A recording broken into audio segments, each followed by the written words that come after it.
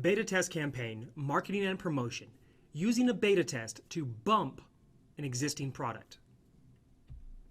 So what is a beta test bump? Okay, this is a variation on the product launch beta test.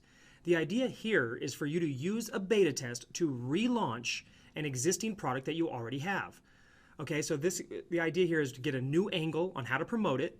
And for Amazon listings, it can be used to restart the product lifecycle with a big ranking boost. So on Amazon, as you start seeing your product start dropping in the rankings, if sales start to dip, new products come out, and you need to kind of reinvigorate your ranking and get it back up in the top of the results, you can do it this way. Also on your own store or any product that you already have, if most products have a life cycle, right? Actually, all products have a life cycle.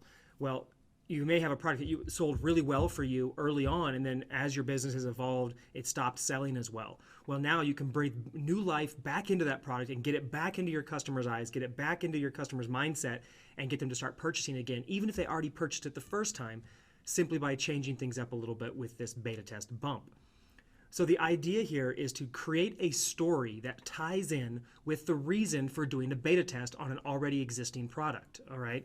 So in this case, the best way to do it is to have changes, updates, modifications, or additions, some type of new improvement, new tweak, new change, new color, new whatever to the product that gives you a reason to say, hey, we've changed something and now we want you to test it out to see what you think, okay? And again, this is a great way to, specifically for Amazon, that you can very simply make a simple change to your product, even if it's a color change or whatever else, and bump the product and get it launched back in the rankings by doing the exact same thing you did when you first launched it with the original beta test, all right? So here's how we can do it. Works best when you already have an existing email list and or customer base. Why? Because then you can just immediately throw out the email to them and you don't have to do anything else.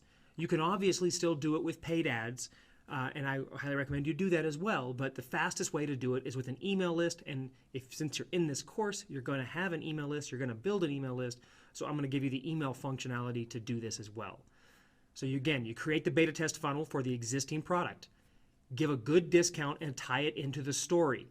What's changed? Why are you bringing this product back out? Why are you relaunching it? Why are you doing a beta test for something that's already on the market? What have you changed? What's cool? What's exciting? And what are you doing? All right? Set a firm and tight purchase window. Hey, we're only making this available for 72 hours. And use a 3-day promo sequence.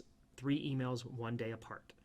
Use time-based scarcity, okay, 72 hours, and use quantity-based scarcity. I highly recommend you tie them both in, all right? We only are giving away 500 units or 100 units, and we only have 75 units left for this beta test. One of those things. So email bump number 1. This is sent on day 1. This is the start of the promotion, typically sent in the morning. This is the announcement email. So you want to tell the prospect about the new and improved or updated product. What features and benefits, what's the product about, and what have you changed to make it cooler, better, more awesome, and why are they going to be excited about it? Explain the backstory to your product, how you got into the market, why you're doing what you're doing, and then introduce the beta test opportunity and the new discount. All right, we've changed a couple things on it. This is going to make it awesome. We really want you to try out the new, adhesive we have on our kinesiology tape. Try out the new double length roll, the new colors we're offering. Test it out. Tell us what you think. Here's a huge discount in exchange for you helping us out. Provide a clickable link to the beta test offer page. This is the squeeze page for the beta test. Announce the scarcity, the time-based 72 hours, and or the quantity that you're going to make available for this new beta test. When you're doing a beta test bump and you have a new product or a new modification to a product, it's easy to say, hey, this is the newest version of our product and we haven't received our full order from the manufacturer yet, so we only have 250 units of the newest version in stock. So that's all we can set aside for this beta test until we get more in. Okay, very easy to position that. Now, again, if you're sending HTML emails, and again, we think you should, it's a good idea to include a picture of the product and then make sure that you make that picture of the product or the image clickable and have it take them straight to the opt-in page for the giveaway, for the beta test. That's email number 1. Email number 2 is sent 24 hours later in the morning. This is the going fast email, okay? You'll notice it's a variation on the launch sequence. It's very similar. It's just the content that we talk about and how we structure the email itself is slightly different. So you're telling them that the feedback has been immense. It's been awesome. People are really excited about the new version of whatever product it is that you're releasing.